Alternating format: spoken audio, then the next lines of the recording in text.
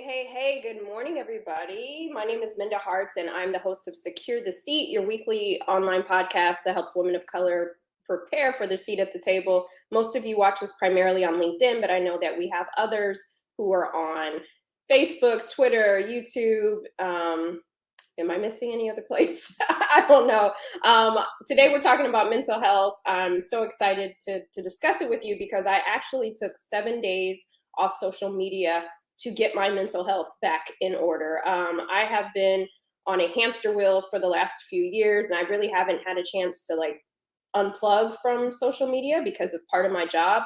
And just having 7 days off it felt like weeks because I was so tethered to it, and it felt good. And for the first couple days, I was like, is this gonna am I gonna be irrelevant when I come back? Is, all of these things that are in your mind that you're constantly questioning. And it's I had to take a break. I just was I was pretty burnt out, and I'll be honest about it.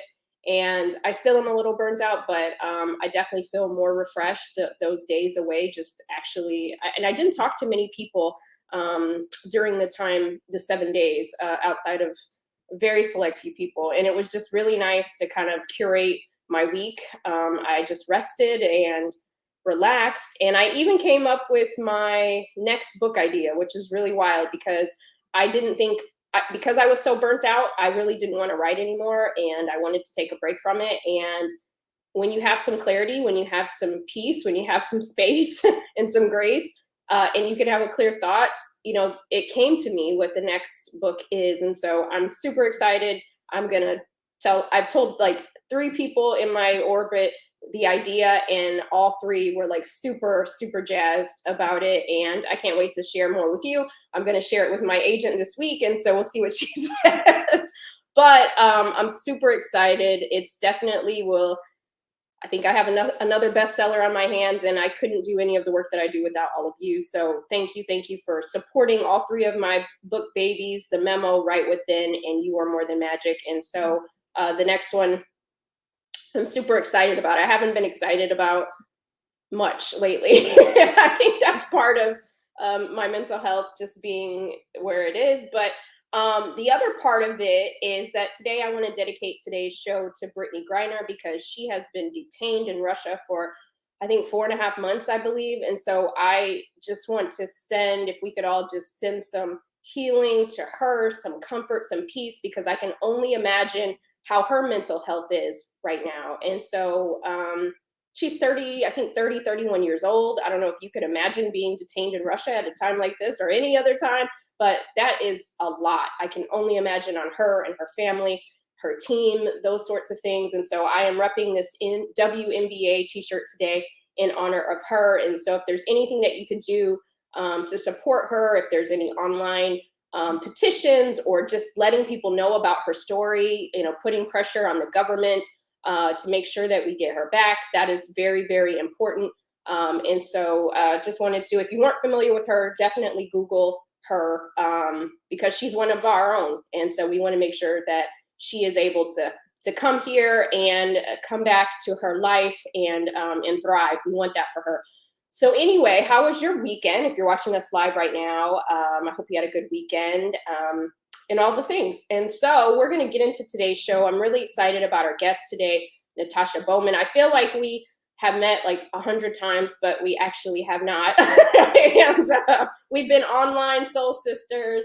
She's been very supportive of my work, and I'm appreciative of her and her work. And if you're not familiar with her, she is an author, she is a speaker, she is a consultant, a facilitator. She does all the things, and I can't wait for you to learn about how you can tap in and purchase and support the work that she's doing and bring her to organizations that you work with as well. So without further ado, I'm going to bring Natasha to the stage. Hey, girl. Hey. Hi. It's so funny you say that. I remember reading the memo and just, who is this lady? Minda Hart. It was just, from then on, I have been such a huge fan and of your follow-up work and the work that you do. And you have been out there grinding. I watch you every single day. So I'm glad, because I've fallen into that trap of my vacations or, engagements, and so I'm glad that you took some time off for your mental health. But welcome back. We missed you. Thank you. Thank you so much. And it's funny.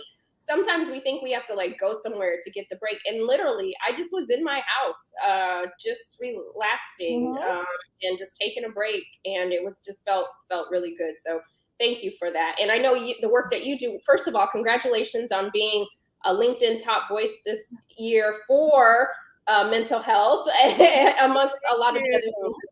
And so for those who don't know about the work that you do, will you please tell them a little bit more about the fabulous things that you're doing?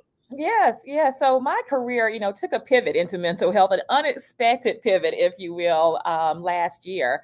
Prior to that, I was a labor and employment law attorney. It turned HR. I was tired of being on the dark side of misconduct in the workplace and decided to do HR, and was the head of HR for Fortune 500 companies and healthcare institutions before founding my firm, Performance Renew, which is a leadership development DEI firm. And during COVID, I had a mental health crisis, and it resulted in a suicide attempt, an involuntary inpatient stay in a behavioral health facility.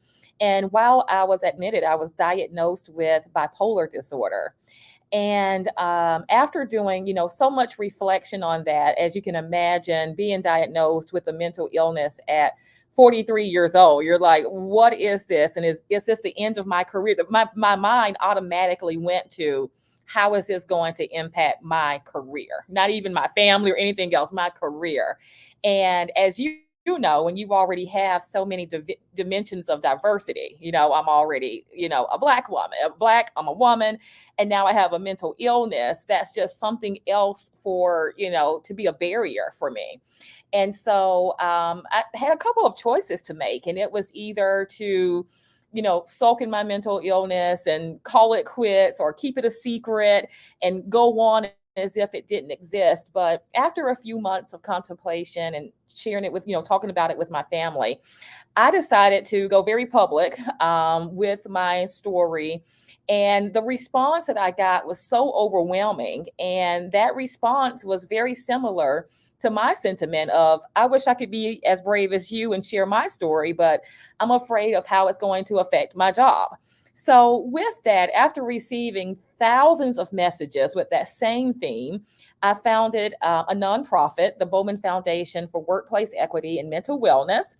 And we are focused, and we're one of the only nonprofits that focuses solely on mental health in the workplace. And so that's where the majority of my work is. I'm still running Performance Renew and doing my DEI work, which this is DEI. Mental health is an invisible, diverse, dimension of diversity, but it's just something that we don't talk about very often. So I'm just on a mission of destigmatizing mental illness, where you don't have the scary images. You don't think about Girl Interrupted or things like that. You can see a professional Black woman who is thriving with mental illness, and with the right treatment plan and the destigmatization, it doesn't have to be a death sentence to your career.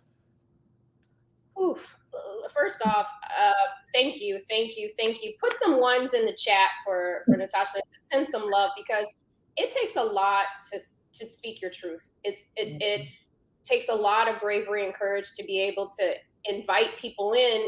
And with you doing that, you're also not only setting yourself free, but you're setting other people free too, because we need to see the various faces of what mental health looks like, right? Like you said, it's not just Girl Interrupted. It's not just, somebody on the corner with no pants on, you know what I mean?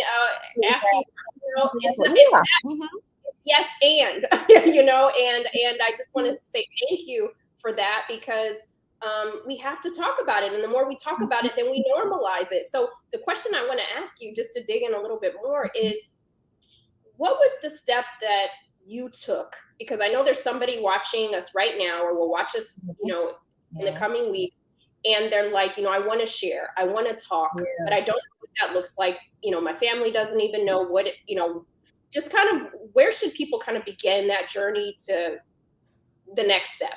Exactly. And I could not have done it without a solid support system within my husband, my kids. who's there just to support me, to encourage me, to be there when I do get a negative comment. It hasn't been all positive, you know, I get trolled for it, you know, and so having their support, having their encouragement to say, hey, you're still a superwoman in my eyes, you know, you're still talented, you're still, you know, brilliant, all these things that they call me was really helpful to me. And I lost some people along the way. I have family members, and you talked about this in your book, Right Within. You know, when it comes to mental illness, there's another dimension of it, you know, being in a Black family, you know, and a lot of times we don't want to accept mental illness. And, you know, you talked about it. Oh, well, pray about it, do that, you know, do this. We can do all those things, but that's not, you still got to get help. And so I lost people along the way. I lost family members along the way. But it was really, to answer your question, make sure you have a great support system around you, because a lot of the managing and the coping comes from that support. People that they know about your particular condition, they're there to keep their eyes on you. I was very highly functioning as I led into my suicide attempt. And, you know, when people learned of it, they're like, wait, I was on a Zoom call with you like the day before, and you're smiling and energetic. And during this training, I didn't see you in that space. But there were other things that I had to unpack with my family to say, hey, this was a warning sign. This was a warning sign. So getting that support, and then not really worried about what others have to say, right? Because when we have physical conditions, before this, I talked about, you know, having open heart surgery at age 11. I made that very public. I did my TED talk around it, you know, and I never hid that, you know, it was something I was proud of. I survived through that. And so I, you know, like to akin it to, we typically don't keep our physical illnesses, you know, to ourselves. We share it so that other people can learn from it, so we can get support, et cetera, et cetera. So think of it in that way. Destigmatize yourself. And that's where you really have to begin, is not being afraid of yourself, not stigmatizing yourself, not putting limits, and understanding, you know, with your particular condition, you know, how you can support yourself and how you're able to support others. Because people have reached out to me and said, after I've read your story, I realized that I too may be suffering from a mental illness, and I've gotten help. So come from that place. You know, it's about the more that we know and that we are educated and we have awareness about certain things, the less that we're frightened by it, you know, and others are frightened by it. So the more of us who are having these conversations, you with Right Within and that book, which was, you know, groundbreaking, and talking about going to therapy and how your job, you know, related to that, the more we read about it and becomes normalized, the better. So this is a collective effort. And so I would just encourage people to talk about it so we can destigmatize it. But at the end of the day, when we do that, we're helping people. We're changing lives and saving lives along the way. Oof. Listen, let me get my tambourine out, because there was so much in that. And but first of all, I want to say thank you for sharing your story, because when you shared it and I saw it online, and I think you may have even sent me a message, it touched me, because sometimes we think that people who are grappling with suicidal thoughts, or, you know, our health is hanging in the balance somewhere, that again, it looks a certain way, right? Yep. Or that something must be wrong, or, you know, like, for example, I wasn't online for 7 days. So you can imagine how many text messages I got from people. Are you alive? Are you okay? I'm like, yes, I am. Thank you for checking. But just because I take it back also doesn't mean that I'm in crisis, right? But also, I think it's important for us to talk about the different layers. And so we want to put up on the screen the suicide prevention hotline, because these tools are necessary, right? We're happy that you're here with us, Natasha. We're happy for those who are here. But for those moments where people are feeling like, I don't know what's next, right? We're here for you. There's some support systems, and we just want to be there for you and know that nothing's wrong with you, right? And I think that's something that I think, and, you know, I'd love for you to talk about that too, because I think going back to the Black family, we love our Black family, we love our culture, but sometimes we use language that is very debilitating, very sometimes ignorant, because we aren't educated in many ways, and it actually hurts those who have come bravely to us to say Yeah. that this is an issue for us. And so can you just talk a little bit about how language is so important, how we have to be careful with that? We do, and I would hear the term, people saying, "Oh, I'm just so bipolar today." And they would say, "Oh, because I'm all over the place," right? And or especially in the Black family, don't come in here acting crazy. My mother would always say. And it's very important that we use inclusive language, that we realize that we're familiar with the different conditions, and not just weaponize mental illness, and really, for me personally, more so than the inclusive language is what we relate mental illness to. And there have been so much violence that we have witnessed in America in terms of mass shootings, et cetera, et cetera. And the first thing that comes out is, oh, that person, has a mental illness, and that may be true, but I think there are other underlying reasons. And then that also gives people permission to dismiss it, because it shows, well, that person didn't have any value. It associates, right? Or their behavior is excused. Or so it's more of the association of mental illness to certain behaviors and things, that makes it dismissive, and also shames people that share that same condition, and when we say, oh, that's because of mental illness, all this violence, and we've learned from NAMI and other organizations that usually it's people with mental illness that are the targets of violence, and very, very rarely have those that have been diagnosed with a mental illness engage in violence, and so it's the association, when we're using and choosing our language, what we are associating mental illness with, because that is the weaponizing part of it, is that we're weaponizing mental illness, and therefore we're dismissing certain behaviors that absolutely can be addressed. In my opinion, when it comes to gun control, I wrote an article about this. Don't weaponize mental illness, weaponize weapons, right? That's the underlying condition. I've seen, and you probably have seen as you worked with organizations, toxic bosses, and they've dismissed it and said, oh, they're just a sociopath or this, and they're putting this, they are pathologizing these people, which means to put this label on them and to diagnose them when it's their underlying behavior, and it's dismissed. So we've got to stop associating mental illness with certain behaviors that can be controlled, such as violence, racism, bigotry, sexism. All of that has nothing to do with mental illness. That's just the way you were raised, and that's your bias, and that's your intentional way that you're treating people. Oh my gosh, I'm just so happy that we're talking about this out loud, because for so long, many of us have been suffering in silence, right? Mm-hmm. Because we didn't want to say it, or we didn't have a support system. Like someone in the chat asked, what do you do if you don't have a support system? Do you have any thoughts on that, Natasha? Yes, it's maybe that, and that support system, I'm glad that person asked that, because your support system may look way different than what you thought it would.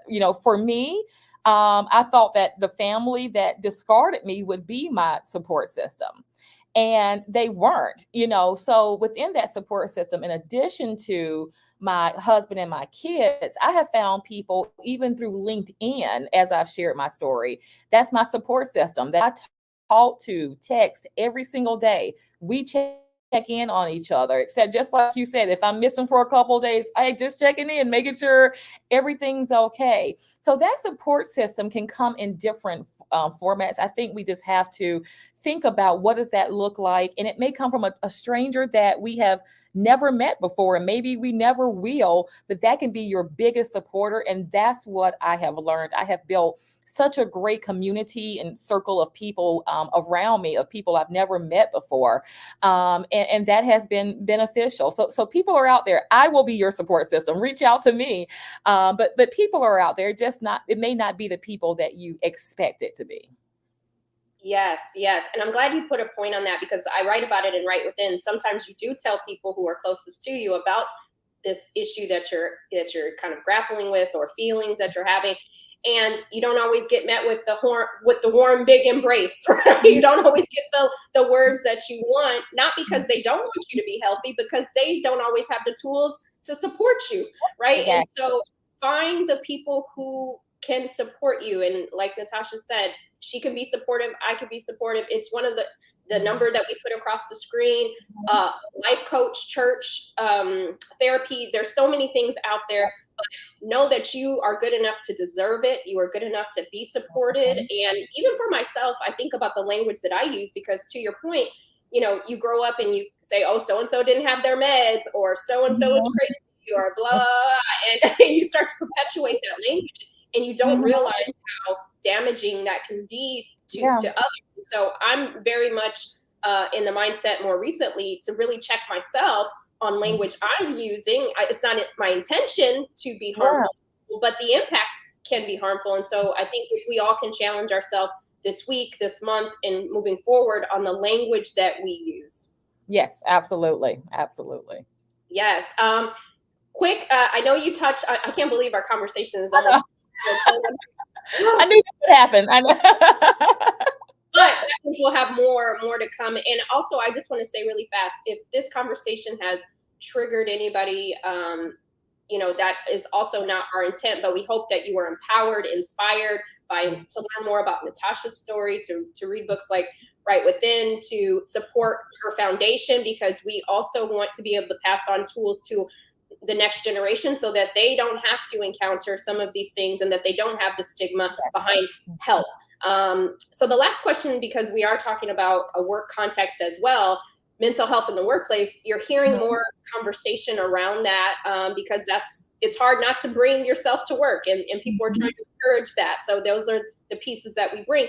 For those people who are managers or who are struggling inside the workplace, what can the workplace do to foster a more psychologically safe environment to even bring up topics like mental health?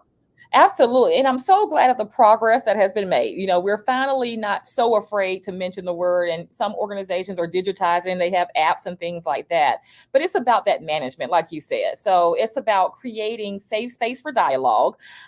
Many times managers are very dismissive when they hear you say, I'm struggling with your mental health. It's like, oh, go to EAP, go to HR. I don't want to talk about that.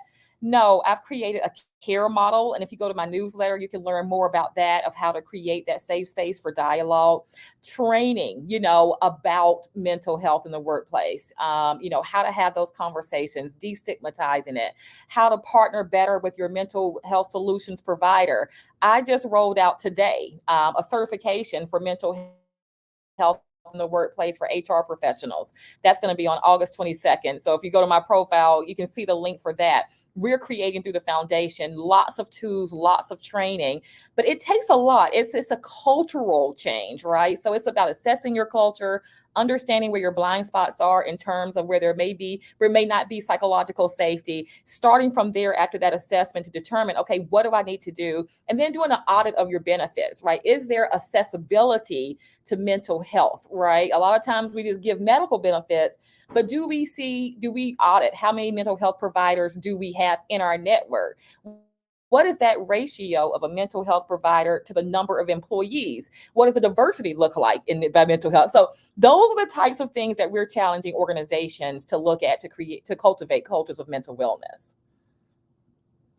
Listen, I hope you will run over run over with your fingers, with your LinkedIn fingers, Twitter fingers, and connect with Natasha to make sure that you have that certification available. Let your company know about it. You know, every HR professional should be certified in this. Every manager should be certified in this. Every individual, because we cannot go back to normal. We have to get back to better, and better having these type of tools to support, because everybody's mental health has been compromised during the pandemic. Actually, we've been in a syndemic, multiple pandemics happening at once.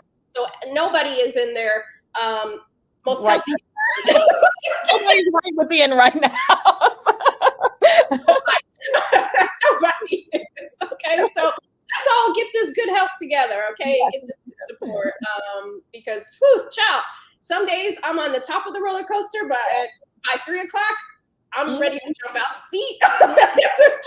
You just know where things are going. And I think us having this conversation is so important. where can people find you and support you and work with you? We've been dropping it in, but I also want. Yes, absolutely. So LinkedIn is my main platform. I'm posting on there pretty much daily. The bowmanfoundation.org is where you can learn more about the certification and the other resources that we're doing. We're having an event in October to recognize change makers, and we're so excited to announce that we're going to be giving out at that event the first Minda Hearts Award. That's we're going to give out every year. She's the first recipient, but we're looking for that ultimate change maker. So we're so glad to be honoring her and learn more about that event. And my for-profit organization, performance-renew.com.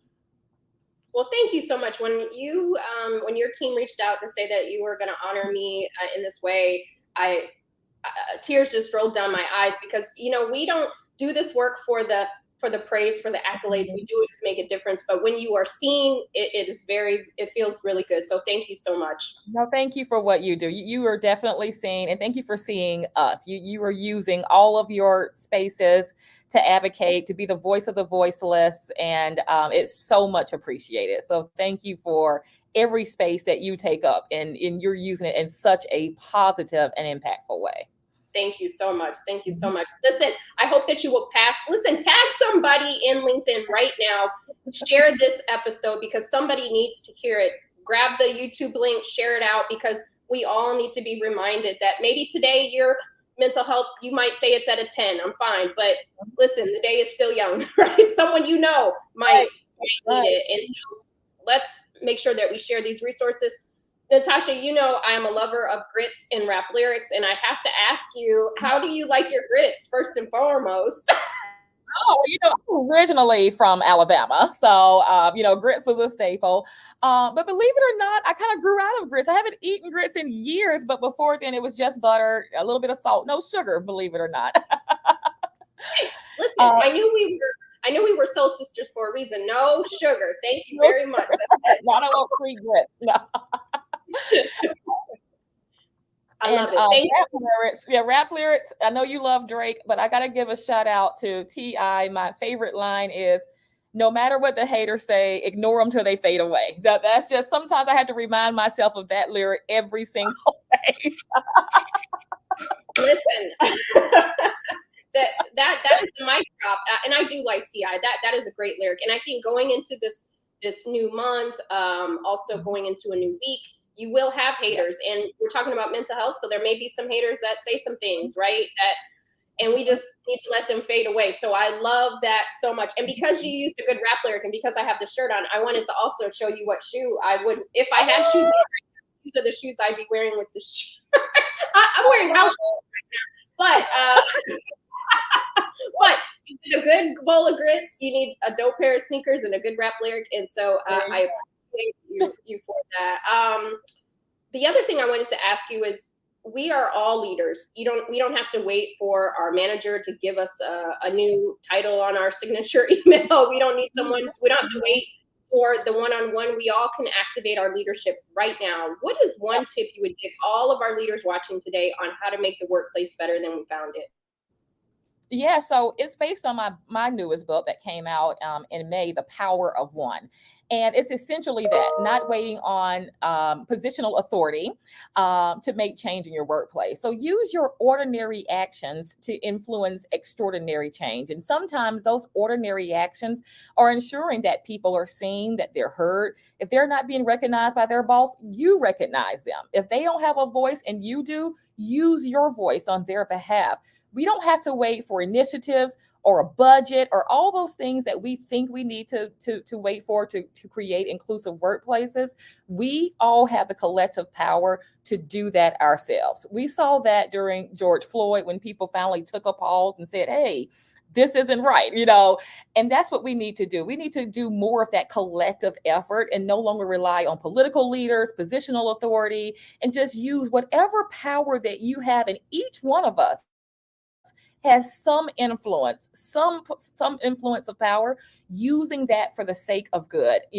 I coined a concept late last year and have been doing trainings around it, moving from allyship to ourship, because we've learned that allyship hasn't not necessarily been as impactful as we want to. And it's simply because I want to be an ally, but I'm not sure exactly what to do. So ourship is about, that's not your problem. That's my problem. If you're not seen and heard and valued and respected or paid or whatever it is, that's my problem. And when we take ownership of what's going on around us, we're going to make the world, our workplaces, our communities better. And that's what we want to do. And folks, that is why she's a LinkedIn top voice. At the stage, so we're just following in your footsteps. That's why we are LinkedIn top voices. It's a small crowd, and it's all. Period. But Natasha, listen, I appreciate you so much.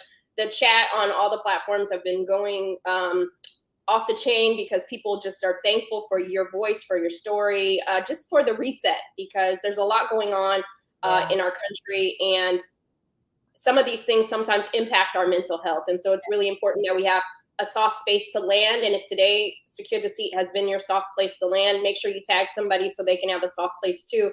Any final thoughts from you before we let you go ahead and conquer the day?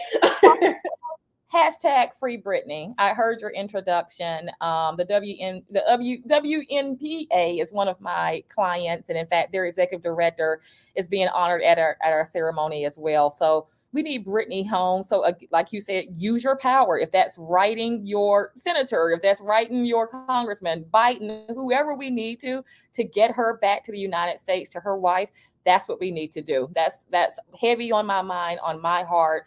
She is one of us, and she needs to be home. So that's my closing thought. Free Britney. Yes, free Britney. She needs to be home. One thing that I thought about, and I'm not saying that this person, we already know how I feel about our former president, but I don't know if all of you remember, there was a situation that happened in China with the UCLA basketball team, and some of them were caught stealing, and they were in China, and the president of the United States at that point got them back home safely. And we need to pull up with that energy for Britney to get her back here safely. And her alleged crime, nothing to a mistake. So this is ludicrous. It's outrageous, and she needs to be home. She needs to, and it's our problem. So make sure think of that. Yes, it is our problem. So please call your senator, your congresspeople, your local representatives. This is our issue. This could be your daughter. This could be your son. This could be you, right? And so this is very important that we show up for her, right?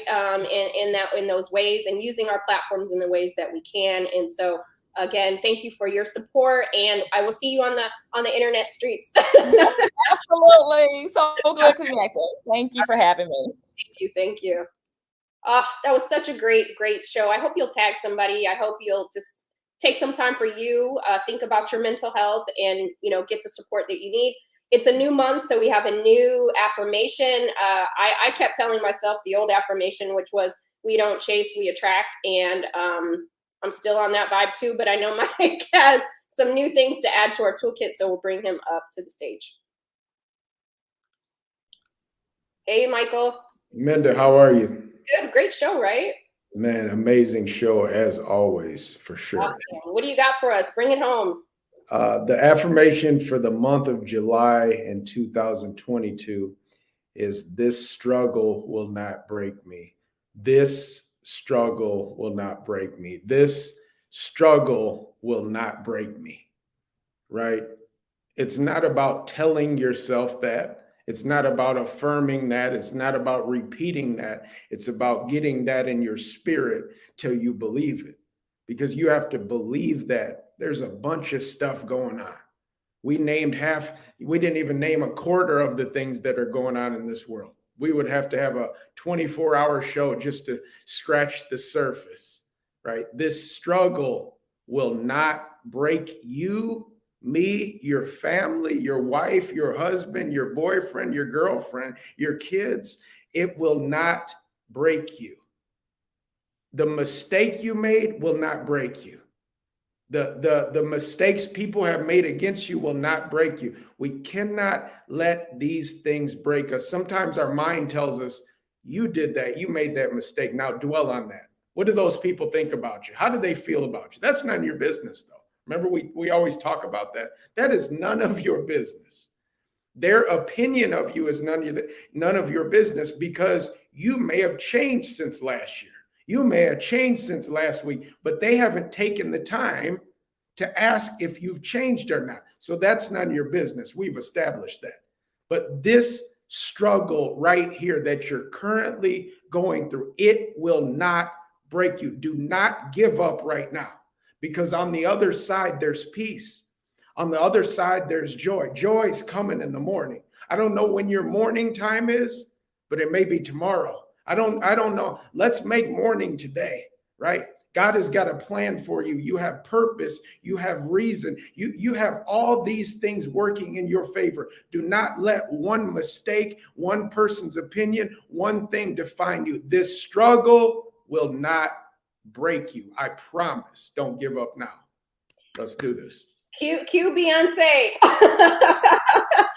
We won't let it break our soul. We won't let these things break us. Whatever is trying to come at you this month, this week, today, this morning, tonight, on Friday, we are not going to let it break us. We've come too far. You hear me? Come closer to the screen.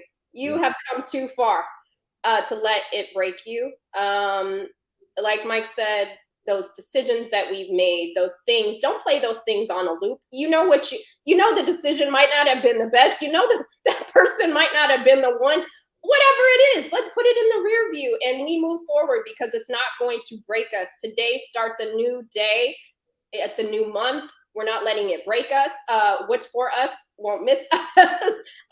What is written for us, it is written for you, right? So regardless of some of these things, all of my books, I talk about this. At times, I thought that, I took that one job. I should have never left that job, right? I should have never took it. It was my fault. I wouldn't have experienced all this workplace terror had I never gone to that place, right? I should have just stayed my butt what was comfortable, where I was semi-oppressed, instead of full-blown oppressed.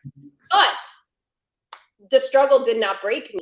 I am here sitting right now as a 3-time best-selling author with maybe a 4 on my hands. I don't know. And I thought those things were going to break me, because I didn't have the resources at the time. I didn't have the mindset to know that it wasn't going to break me. But at some point I was able to tap into that. And I just want you to know that it might be uncomfortable today. It might make you cry in an hour, but it's not going to break you. You were built for this. Those commercials, Ford Tough? You are Ford Tough, baby. Okay, it's not going to break you, because you have support here. If you don't have it elsewhere, show up, pull up every Monday at noon. Go on the YouTube channel where we post all of the replays. Get in community. When you're feeling like it might break you, tap in. Mike, any final things before we go? Yeah, some of us have done those take it to the grave mistakes. Some of us have things on our conscience and on our heart that we've told nobody, maybe a therapist, maybe a pastor. We've told maybe 1 or 2 people. Some of us have stuff on our heart that we let it define us. I want you to start replaying your victories instead of your struggle. Start replaying all the times you've succeeded against the odds. Start replaying all the times when they told you couldn't and you overcame. From the time you were a baby to now, you've overcome so many stuff. Do not let those take it to the grave mistakes define you. That's not your life. Those were moments. Life is like a sporting match where you make some, you miss some, but at the end, I promise you win. Don't let it define you. This ain't gonna break. Listen, can you guys get your tambourines out just for a second? Let me tell you something. What you didn't see, I've been sitting in this chair, but actually I'm at the church running back and forth down the aisle. You didn't see it, but we are not letting it define us this week. Play the wins on a loop in your head, not the bad decisions, not the missteps, not the person that keeps texting you, block them. Whatever. Block works on your phone. I even think for you Android users, I believe there might be a block function, but I don't know. but there is one for iPhone users. Block people, places, things that are not helping you. Okay. And so that's that. I'm trying to tell you, don't make us set it off in here. Don't make us set it off in here, because we're just getting started. We got time limits. That's why we're quitting, but we got to keep the same energy all day long, all week long. We can't let it define us, our mistakes. Listen, LinkedIn didn't know they gave me permission to go to church on Mondays at noon, but here we are. So we appreciate you. We're rooting for you. We're here to support you. Mental health is not something that we should ignore, but nothing's wrong with you. And getting help is the best thing that you could do. It's the best gift that we can give ourselves. And so have a great week. Come back to the replay if you need a little reminder, but this won't break you. And we will see you next Monday at noon. Keep securing your seat. Peace.